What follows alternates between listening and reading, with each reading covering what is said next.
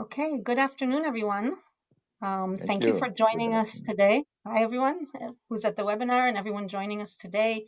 Thank you for coming to this noon webinar on translating the sacred word, which features the work of Aviya Kushner. My name is Maya Barzilai. I teach at the Frankel Center for Judaic Studies and in the Middle East Studies department. This is the second event in the series on translating Jewish cultures, which is the theme of the Frankel Institute that I am co-heading this year with Adriana Jacobs.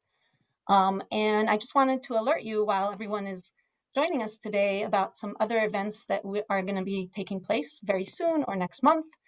So one of these is actually happening this Thursday at noon again. And it's part of a poetry series that we've started here in our Translation Studies Institute, entitled Stranger Still, Translating Contemporary Poetry from Israel, Palestine. And this event on Thursday will feature Rita Kogan, who's a Russian immigrant to Israel who translates between Hebrew and Russian. And also next month, we have another event called The Scholar as Translator, featuring Chana Kronfeld, a professor at the University of California, Berkeley, who translates Hebrew poetry by Yehuda Amichai and Dalia Rabikovich into English. So those are a few of our events coming up. And the second one that I mentioned is happening on November 5th at 3 o'clock. And I hope you will join us. And now I will pass it on to Adriana Jacobs, who will be moderating, and Alessandro Guetta here will also be introduced, and let them take you further. Thanks. Hi, thanks, Maya. So I'm Adriana Jacobs. I teach modern Hebrew literature at the University of Oxford, and this year I'm co-head fellow of this year's Frankel Institute with Maya Barzilai. In today's event, we're excited to bring together the writer and translator Aviya Kushner and Frankel fellow Alessandro Guetta, who's professor of Jewish thought at the Institut National des Langues et Civilisations Orientales, or INALCO for short. He's a specialist on the intellectual history of Italian Jewry, and this year he's working on a project titled A Common Tongue, Jewish Translation from Hebrew in Early Modern Italy. And after their conversation, I'll return to the screen to moderate the Q&A. So I invite attendees to submit questions during the talk. And with that, I hand things over to Alessandro and Aviya. Thank you, Adriana. Aviya Kushner is a scholar, teacher, and poet, author of The Grammar of God, which is the topic of today's event, and which was a finalist of many prizes, among them the National Jewish Book Award. Aviya is a four-words language columnist, and her essays on translation have appeared in the Wall Street Journal, the Wilson Quarterly, Poets and Writers, and Harvard Review. Her current book in progress is Abraham, which retraces and reimagines the journey of the famous commentator, poet and scientist Avraham Ibn Ezra. Aviya's first collection of poems, Wolf, Lamb, Bomb, which engages with the book of Isaiah, will be published in 2021. She graduated from Iowa's nonfiction writing program and serves as an associate professor at Columbia College, Chicago. It is my true pleasure to discuss Aviya Kushner's book, The Grammar of God. It is a very special book, difficult to put in one well-defined category. It is at once a close reading of the Bible in Hebrew, a critique of the stiffness and one-sidedness of most biblical translations into English, and an intellectual autobiography. Aviya, I would like to start with the title of your book, Grammar of God. What do you mean exactly by this provocative title? That God spoke and speaks Hebrew, as Jews and Christians believed for a long time? Wow. Well, thank you, Alessandro, for that beautiful introduction and for this wonderful question.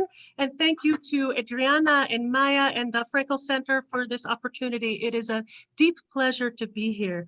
So, Alessandro, I so loved your choice of words of stiffness and one-sidedness.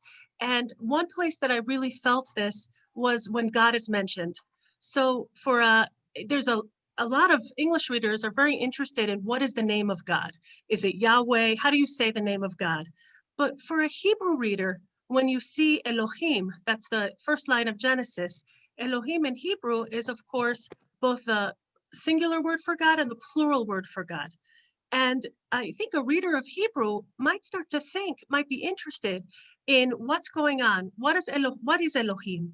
And so a reader of Hebrew might look at the rabbinic commentators and might get to Ibn Ezra, who's one of my favorites.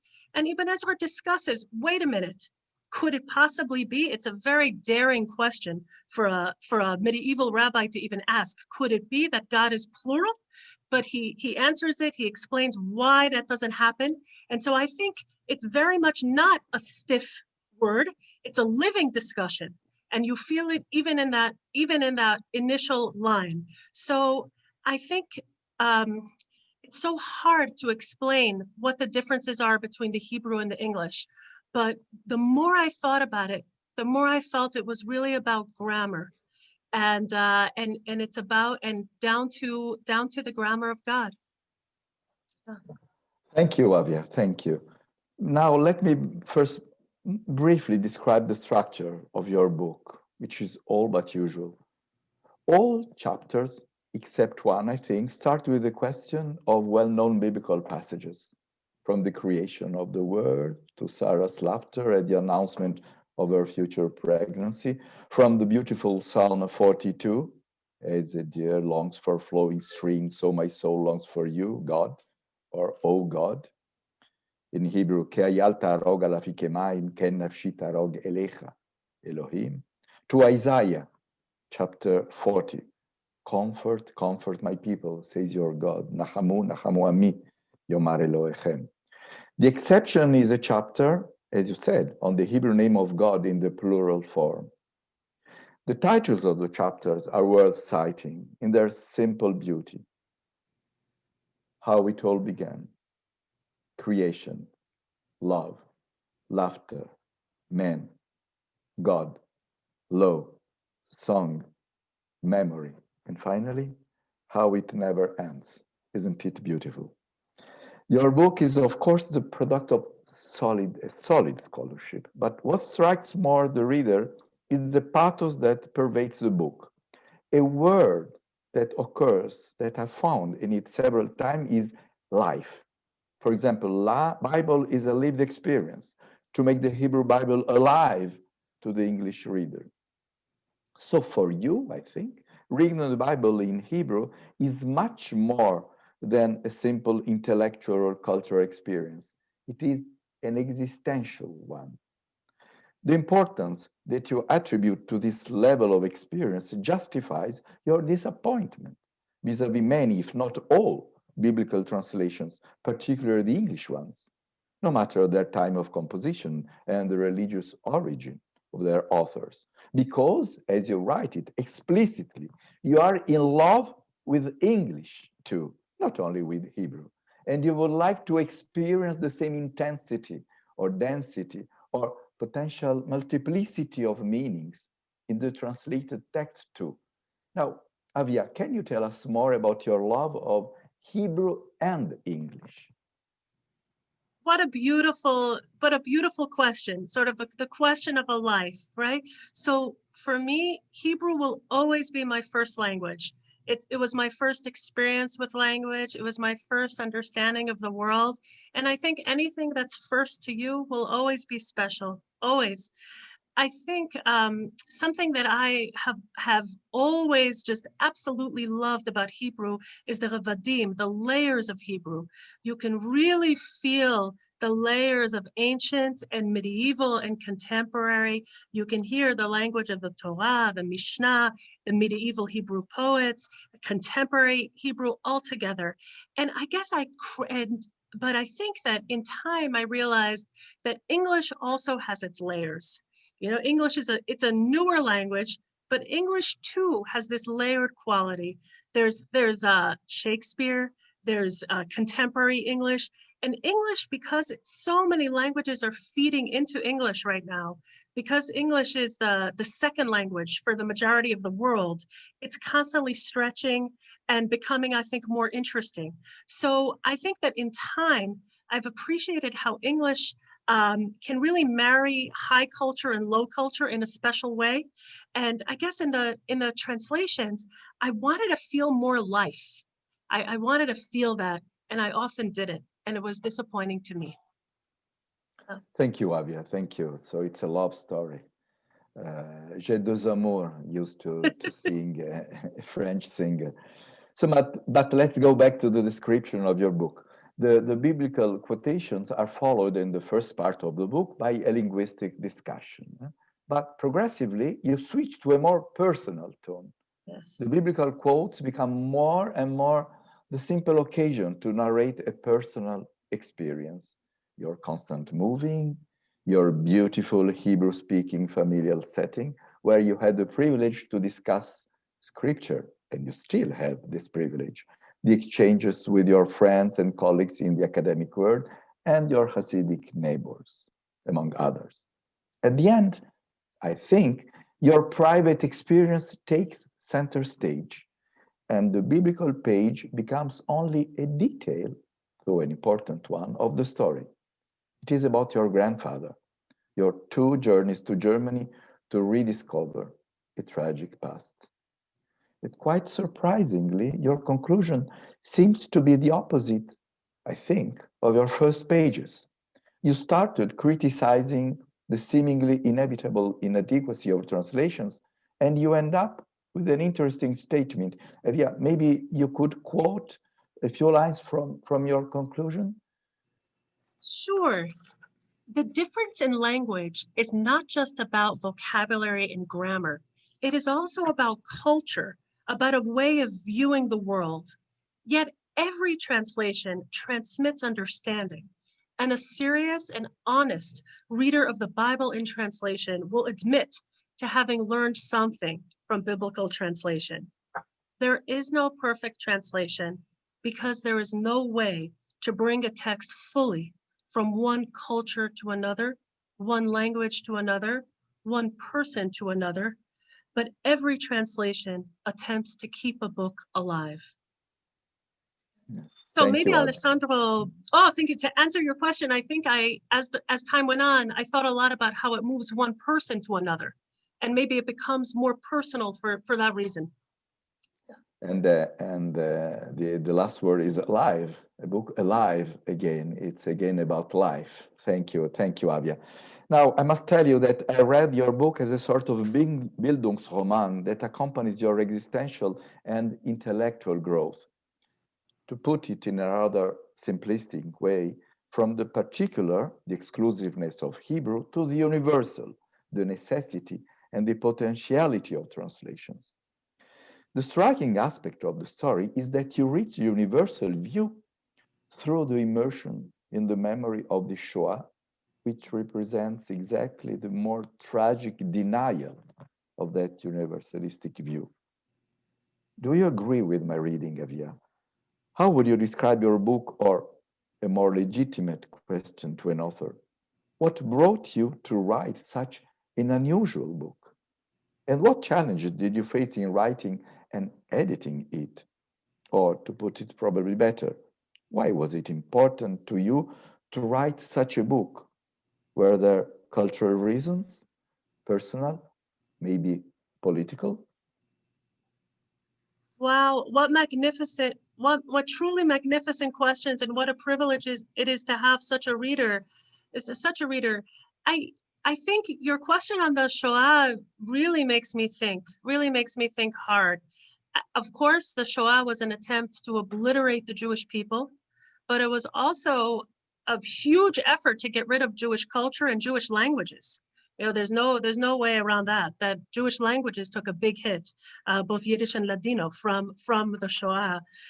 I guess I really did change my view so you're right.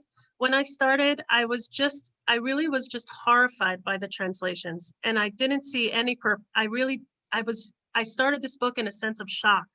And so my initial Maybe I should say that I never planned to write this book. This was never part of the plan. It started in a class at the University of Iowa. The way the Iowa writing program works is there are writing classes and there are reading classes. And there was a course. It was one semester was the Old Testament and one semester was the New Testament. And I thought, I've never really read the entire Bible in English, the entire Torah in English. This is a good opportunity. Let me see what it is. And I was just absolutely stunned, shocked. So I didn't take that class with the intention of writing a book at all. I just started to take notes on what surprised me. And those notes became letters, and then they became essays, and then it became this book. But it was not part of the plan. And I saw myself as somebody who was, I was writing poems, I was writing stories, I wasn't doing this at all. So it was a surprise to me. But I think that in time, as I got, and I had a lot of resistance to the project. I didn't think of myself as, a Bible girl. It wasn't part of my identity. I was very hesitant about a first book about the Tanakh. I had a lot of hesitation along the way. But as time went on, I was astonished at how the fact that the most people read the Bible, the Torah in translation is not discussed. I found it shocking. And I kept having personal encounters that reminded me how important it was. I remember going to a writing residency, for example, and I spoke with a very good writer. And she actually asked me, she said, well, what language is the Bible written in? Is it Latin or Aramaic? And I just thought, wow, you're a very educated, very knowledgeable person. And so I kept having those moments where I thought, the history, the Jewishness and the Hebrewness of this text has just been erased. It's not talked about, and that's a terrible thing. And I also feel like it's very important for readers to just keep in mind that it's a translation and to think about who the translator was, what their perspective is, do they have an agenda? And I think not to discuss that at all is dangerous. So yes, with one of the things, something that I felt at the very beginning, and it goes back to your beautiful wording on stiffness and one-sidedness. Something I felt from the very beginning about the English translations is their sense of certainty, of absoluteness. And it was shocking to me because my reading of the Hebrew, I'm never sure what's happening. There are always lots of interpretations, commentaries, discussions, and most of the English versions that I saw have just the text, no commentary, no discussion, no nothing. And they give you the feeling that there's only one possibility.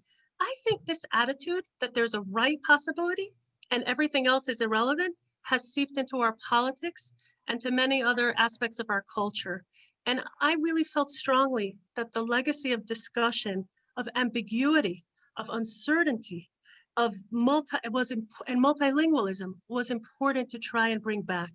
So that was, I think in time, those things kept me going. But I don't know if I would have been able to articulate that at the beginning. I don't know if I would have been able to articulate that. I'll give you a funny example. I was noticing, for instance, in 2016 in the elections, because I had read so many translations, I could tell which translations political candidates were using. And I thought it was fascinating. I could see when they were trying to appeal to an evangelical audience by quoting from an evangelical translation. Something I noticed is Bernie Sanders never used a Jewish translation, and I thought that was interesting. And I just felt we should talk about it. It's a signal. It's a signal. My version of the truth, here it is, vote for, I share your version of the truth, vote for me. So I think that that's an important thing to be aware of and discuss. Thank you, Aviya. It's, in Europe, we wouldn't understand what you say because the Bible is different. It's a completely different issue. Very, very interesting. Thank you, Aviya.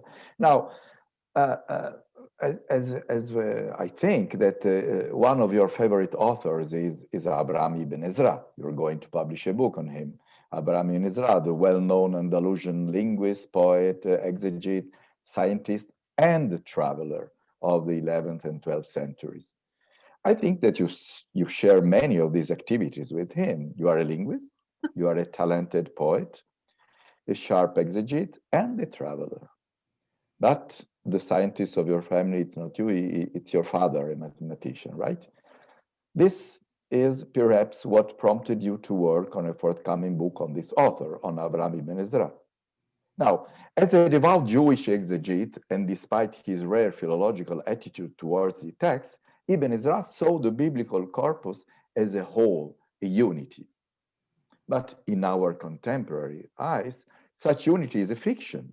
It's the result of a canonization of a series of texts whose contents, genre, style, period of writing are completely different. But you seem to speak of the Bible as if it had a single voice, and more than that. The Bible is not only one big book, it is also, as you seem to suggest, a special one, not only in its reception, which is certainly long-lasting and universal, but also in its essence.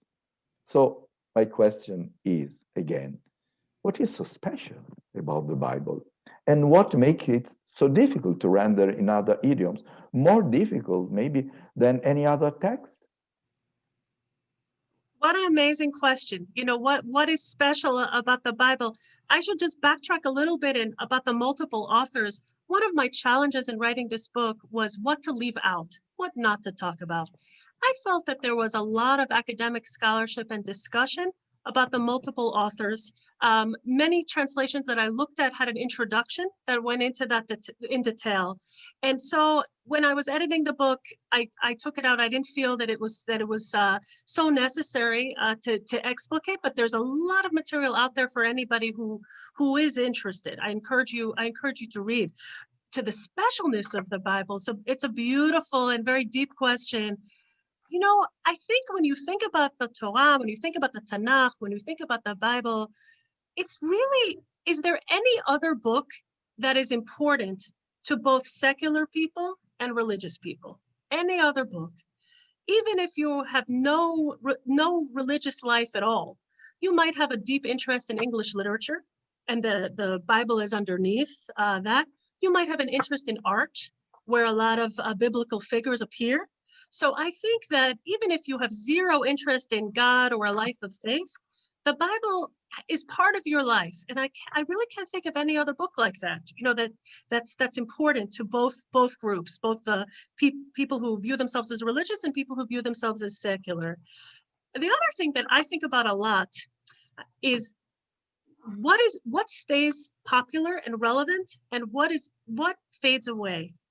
And when you think about something that was popular or in many homes 1,000 years ago and 2,000 years ago and today, I mean, even from technology, right? So I don't know, let's say 1,000 years ago, everybody had a jug and now we have a coffee maker, you know, something like that. Our lives have changed in so many ways.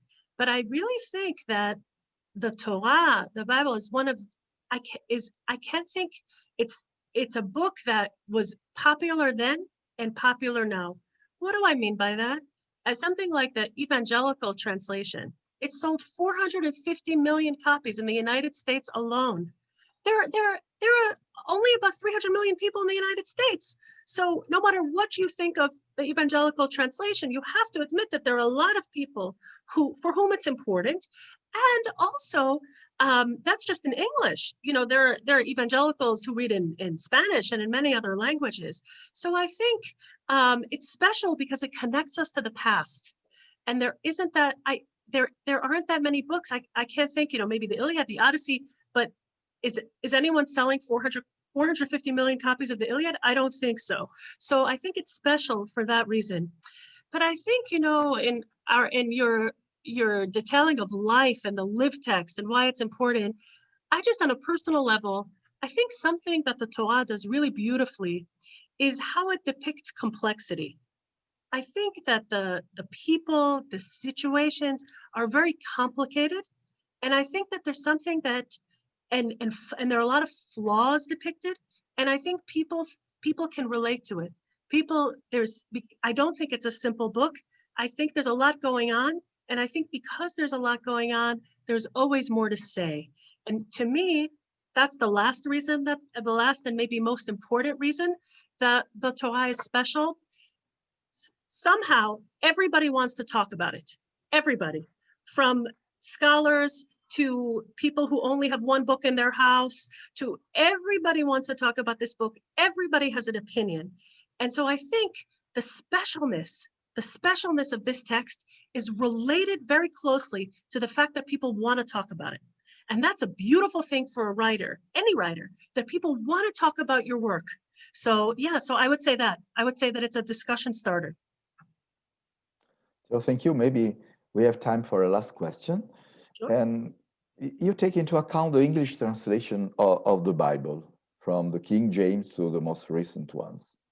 But what do you think about the traditional Jewish translations of the Bible, not only the Aramaic and Arabic paraphrases, respectively of Onkelos and Saadia Gaon, but also the dozens and dozens versions in the so-called Jewish languages, Judeo-Greek, Judeo-Italian, Judeo-Provençal, Judeo-Persian, and many others, of course, Yiddish and Yes. Judeo-Spanish. Before the modern period, they adhered literally to the text, systematically translating word for word.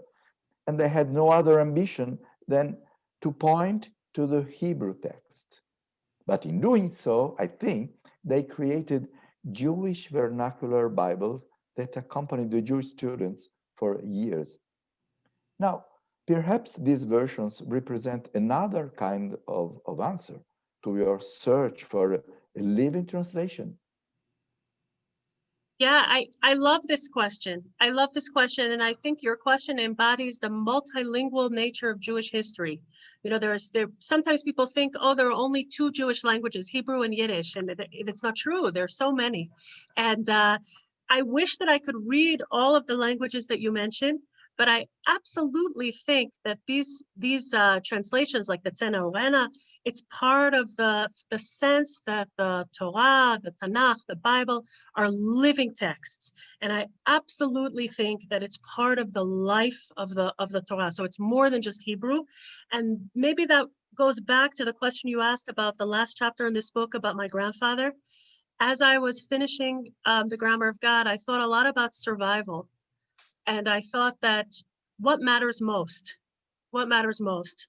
And I think these translations, you know, let's say something like the Tzena Orena, whatever its merits, it is absolutely part of the story of the survival of this text. And I think that it is beautiful to think of survival as something multilingual. Okay, thank you, Aviya. So maybe we have time, a few minutes, if you want to read a quote from your book, for example, this beautiful quote about God's respect, very surprising one. Sure. You know, Alessandro, one thing that people ask me a lot is what was the most surprising moment for you? You know, and of course, it's not possible to answer such a question because there's so many surprising moments. But for me, one of the most haunting parts is when I encountered slavery in English for the first time, and I was truly shocked. So I want to read, I'll just read a little section from the chapter called Man, and I'm going to read verse 225 in Exodus in the Hebrew, and then I'll talk about the English. So it's just a little snippet. So the Hebrew is Vayar Elohim et Bnei Israel Vayeda Elohim, which is literally God saw the children of Israel and God knew. So my question was, how can a devout Bible reading person understand how God felt about slavery when line 25 in the King James reads, and God looked upon the children of Israel and God had respect unto them. There is no mention of respect in the Hebrew. The removal of and God knew and the addition of and God had respect enslaves us all in an incorrect translation of what slavery was like for man and for God. There's no mention of respect anywhere in this chapter. There are just two words on God observing slavery, Vayeda Elohim, and God knew. Perhaps the mistranslation of one word isn't consequential, but when a translation choice makes putting a human in permanent chains sound, well, just a little rigorous, someone must cry out. Perhaps the way to break the idea that slavery is something rigorous that caused God to view the enslaved with respect is to break apart the translation word by word, body part by body part, groan by groan, and shriek by piercing shriek. Yeah, so that was a moment where I really felt that, you know, respect. I just thought, wow, does this make slavery sound better than it must have been? You know, so that was a moment where I really felt the difference between widely read English translations and the Hebrew. I felt that very strongly, and I thought it was fascinating. Yeah, so let's see.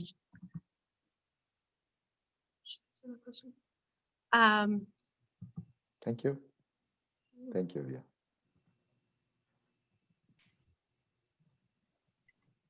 Okay, so thank you so much, Aviya and Alessandro, for that really fantastic conversation. I have a lot of questions, but my role is to moderate the questions. And before I do, I just want to say that apologies in advance if we can't get to everything. Also, some questions, I'll be combining them together. So hopefully if I don't ask a specific question that one of the attendees submitted, they will recognize the essence of their question in the combined version. But to kick things off, and please also, I also want to remind attendees that they can continue to submit questions as we continue to talk to Aviya and Alessandro about this book.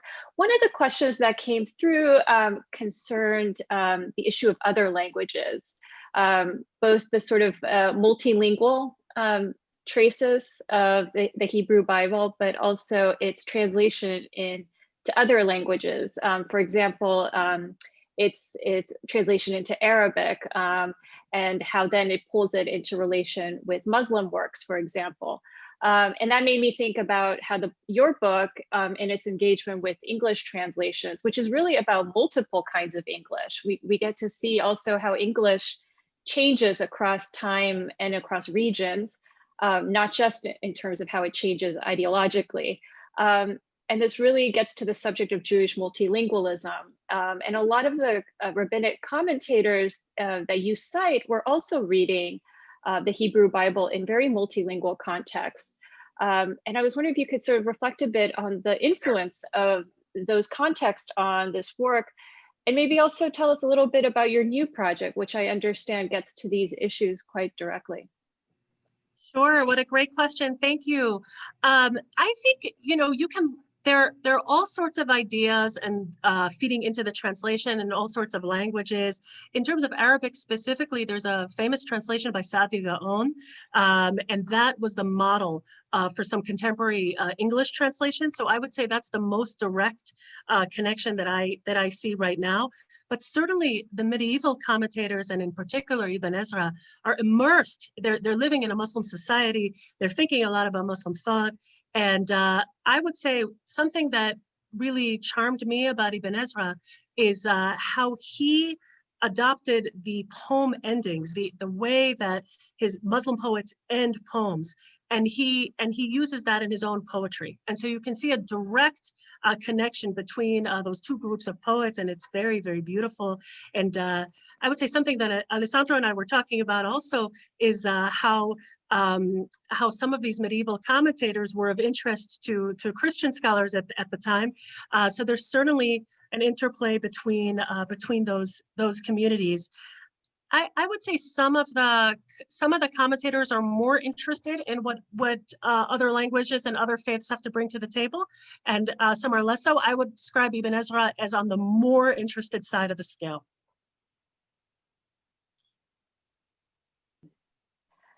This is a question that has, we've actually gotten quite a few versions of this question. Okay. And I think you've seen it coming in, which is the question about how this research on biblical translation has informed or influenced your own poetry writing practice. One version of the question also included, how do we negotiate between, on the one hand, the tradition of questioning and interpretation and arising ambiguities when reading biblical texts, and on the other hand, the anxieties surrounding the sacredness of language in a religious text. And it'd be great for you to speak to that. And I also pulled up one of your poems, so I might put it in the chat and see if I can persuade you to read it as well. But I'll let you tackle this question first. Okay, so first I should say that I'm an extremely inefficient writer. And anything I ever do, I first think through in poetry, and then I think through it in prose. So for the Ibn Ezra book, I maybe I should have, I did 70 pages of poetry in Ibn Ezra's voice to figure out what I was doing. And then I moved forward with the book. I wanted to really feel, so that's how I thought. So the Grammar of God actually was similar. I did all of these poems, which I never showed anyone, about different sections of the text. And that was part of how I figured out what I was going to write about. So that's just, so poetry has always been just part of the way that I think. So for me, there's not a huge separation there. I guess I don't worry so much about influence. Like I don't worry about that very much. I know a lot of Israeli poets think about this a lot, about the Tanakh and how can anyone, I guess maybe I used to worry about it, but now I worry about it less. I think I worried about it when I was starting out, and now I'm less concerned. What else can I say about that? I think that, I used to be very concerned about doing a lot of things and not doing any of them well. And now I really believe that, I believe in the Ibn Ezra philosophy, that it's all related, and that everything you study or learn feeds into the other parts of your life. So for example, I think that working on the Grammar of God and just thinking about who on earth writes a book on, who writes these commentators? How did they support themselves for 40 years? What were their personal lives like? That's what led me to Ibn Ezra. So what were their lives like? What were their houses like? Where were they?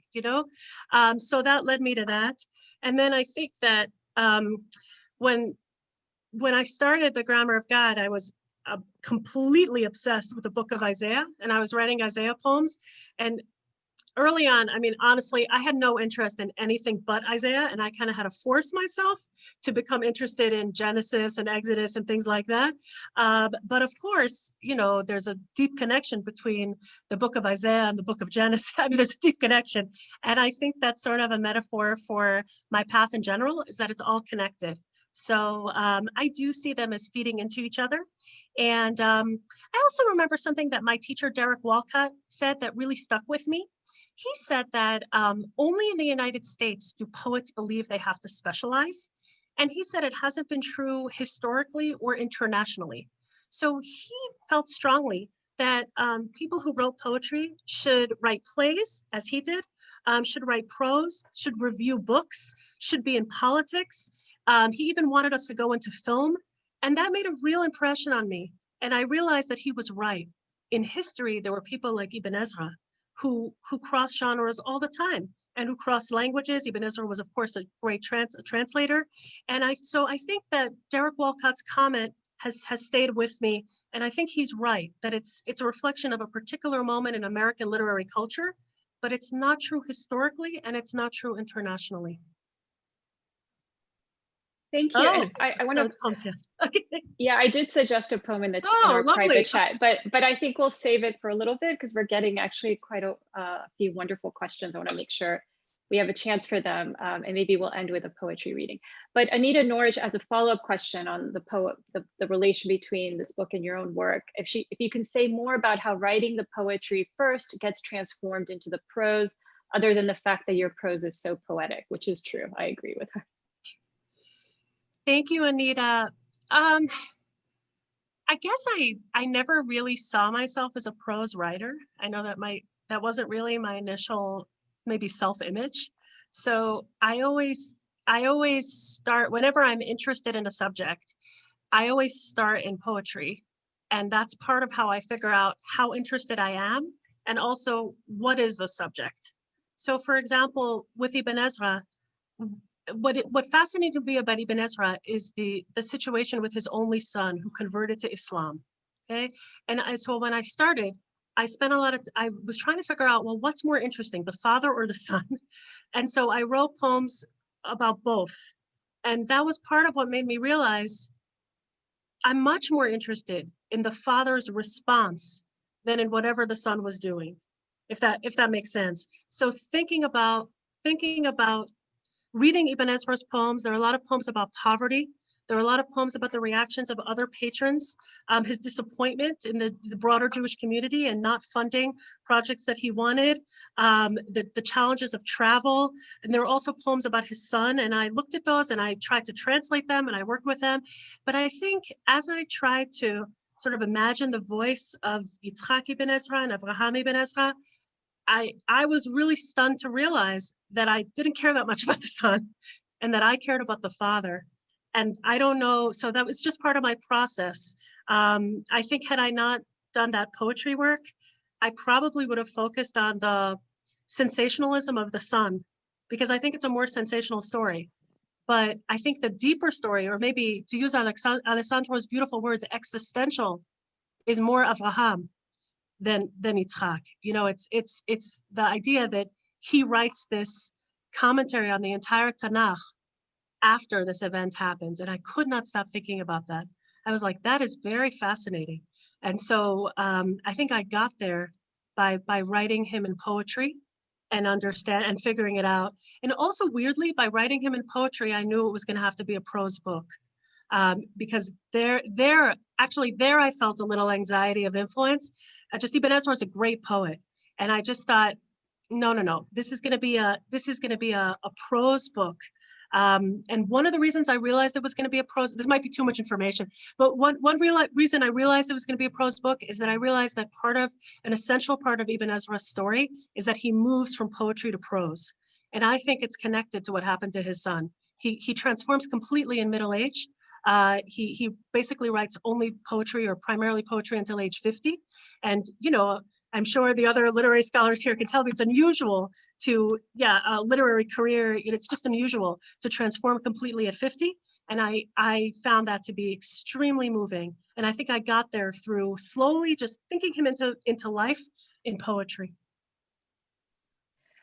Thank you. Yeah, it's very inspiring to know that one could transform at 50. That's really reassuring. So one of the questions we got from Christy Ann Merrill, who thanks you for a rich conversation, is actually about the story of the Tower of Babel, which is sort of this paradigmatic parable about translation. At least this is how it's been translated, especially I think in 20th century, 21st century translation studies, we see it come up a lot. And it is sort of interesting that you don't go there. It's sort of one of these usual suspects. And so I suspect that you may have something to say about this, but that it is sort of a useful story for talking about language. But why did you decide not to focus on it in this particular book? Yeah, well, it is a useful story. And I think this question, it basically comes down to the structure of the book. So I feel like with the Tanakh, there's always more to say. And there's always something that somebody wants to talk about. I think I can say it was actually never in this book. So it was never in this book. I had at a late stage, I think I was talking about this yesterday, my brother gave me a list of questions that, in order, and that outlined the book. And I just went through the book, and anything that wasn't related to one of those questions, I took out. And so my answer is it just didn't fit. It was more of a question of the structure of a book. Does it fit into the shape or not? So I think that you could always say more. Certainly the Tower of Babel is, I agree, it's important in translation studies, that it's worth discussing. Just like what Alessandro was mentioning earlier with the multiple authors, I guess I stayed away from subjects that had been discussed a lot and tried to stick with what I felt wasn't discussed at all, which was the fact that this is a translation, okay, what that means, and above all, the feeling of the Hebrew versus the feeling of the English. That was my overall focus. I felt I couldn't find anything about the feeling, and I wanted to focus on that. And we've gotten quite a few questions about translating Hebrew. So Joan Borkow points out that she brings up Robert Alter's translation. Yes. And that he has commented that an effective translator of the Bible into English needs to have both a love of Hebrew and a love of English. And Alessandro observed that to be the case on your end. and also to be a scholar of both languages, and I'm presuming literatures. And then Jessica Cohen is weighing in on the multi-layeredness of Hebrew, and whether you see that as also a translator of contemporary Hebrew at work in modern 21st century Hebrew as well. So I think these questions actually they feel very different, but I think they are related around this issue of, as someone who moves between Hebrew and English, and sort of what are your sort of observations about how the modern compares with the biblical? To what extent is modern Hebrew also translating the biblical as well to some degree? Yeah, no, these are fabulous questions. First of all, I want to say that I agree completely with Robert Alter. And I think that the introduction to Robert Alter's monumental one-man translation and commentary of the entire Tanakh actually I think he does an excellent job of outlining the problems with existing English translations. So I think he does that extremely well, and explains what the problem is. And I also think that his line-by-line commentary is extremely useful especially for readers who don't read Hebrew, in just flagging what's a problem, so that you know, because you could read the English for a million years and you wouldn't know that it was a controversy among rabbis or among scholars of Hebrew. So I think that those are extremely, extremely useful. To the question of, and I do think that, I mean, obviously you have to have a strong command of both languages in order to translate. I think you have to be a strong writer in English to be a good translator. I think that's very, very important. But to the question, I guess to Jessica's question about translating contemporary poetry, yes, I feel this very, very strongly. And sometimes when I see, shall we say, unsatisfying translations of contemporary poetry, I think it's because the translator didn't have access to some of older forms of Hebrew or to religious texts. So I remember being at a presentation, for example, it was about Agnon. It was a translation of Agnon, and it was just clear that the presenter did not. There wasn't a familiarity with language of the Mishnah and the prayers. And I thought, well, if you went to yeshiva, you would know what this is. And that's important. But I think it's also important in contemporary poetry. So for instance, right now I'm translating an Israeli poet named Yudit Shachar. And she actually has snippets of ancient, of text from prayers or from the Torah in there. And I think it is important to know, to understand that this is a reference, and this is flagging this, or this is playing with this idea. So yeah, I do think it's important. And as I'm sure Jessica knows, a lot of Israelis don't know the Tanakh very well. And so you might know contemporary Hebrew very well, but you might not recognize that this is, this is a moment of, I don't know, discussion of the shofar and whether or not it can have a hole in it, So anybody who went to Jewish school would immediately know that's what that was. Whereas a translator who didn't have that background would read it and think, oh, this is a discussion of a hole in a dress, and not realize a real example, and not realize that it's actually the language, it's a borrowing from this fabulous discussion of when a shofar is okay and when you have to throw it out. And that's a completely different resonance. Oh. Yeah, no, that's a great point. But it's also suggesting that there could be something like a secular translation of a text that that isn't necessarily, maybe it's not picking up on those nuances, and as a result produces something different. But no, that's a great point. I want to come back to Christy and Meryl's question, because there's one part of it that I didn't address, which is the question about pedagogy. And this actually connects to a question by, and apologies in advance if I mangle the pronunciation of the surname, but Elliot Pachter, who teaches honors Bible at a Jewish high school, and trying to get ninth graders to read in the original Hebrew, and how to go about doing that. And I think what's really related here is that in the first question, the issue is how to get students to engage with questions of community and multilingualism. And in the second question, how to get them to engage with the Hebrew. And I would say one of my recommendations is to assign parts of your book, which I think perform both of those things so beautifully. But I imagine that as someone who also teaches, as you do, you are thinking pedagogically. So any suggestions there for the teachers in the audience? on how to get students to read in Hebrew or on multilingualism. Let me see if I understand. I actually think, yeah, how to get them to sort of engage in it on the both levels, both kind of multilingualism, but also you keep coming back to this idea of it's a special book, it's a special language. And the translation can sometimes get an aspect of it, but not the whole thing. Is this too much for young readers, or are there ways that we can start to incorporate that complexity into the study of these texts? Oh, it's a great question. I mean, I really believe in language and in learning as much of it as early as possible. I think, you know, children are totally capable, and so are high school students, of learning a language. I could say in my own classroom, I have actually found that bringing translators into the room can be transformative. And even students who don't understand a word of another language, they get very excited to have a nitty-gritty discussion of a poem in both the original language and in Hebrew. And a lot of times they walk out of there and they just want to learn languages, or they say, I've been changed as a reader forever. So I actually feel like one thing that all of us who teach can do is actively work to decrease the invisibility of the translator and increase the visibility of translators, because you don't understand it until you see it. And for example, I was fortunate to have Tina Cover, who's a marvelous translator from French, come to my class. And she talked about specific passages and what they mean in dictionary French and slang French. And students were fascinated. So I think you can do something similar with Hebrew. And you can take,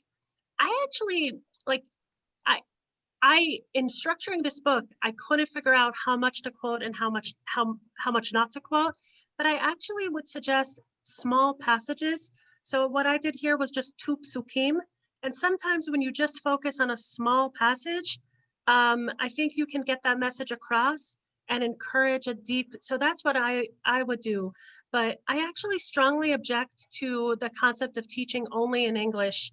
I think that it's very important to at least nod to the fact that this book had an original language.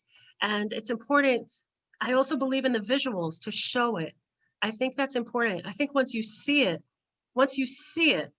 you think, wait a minute, let me try. So those would be my suggestions for that.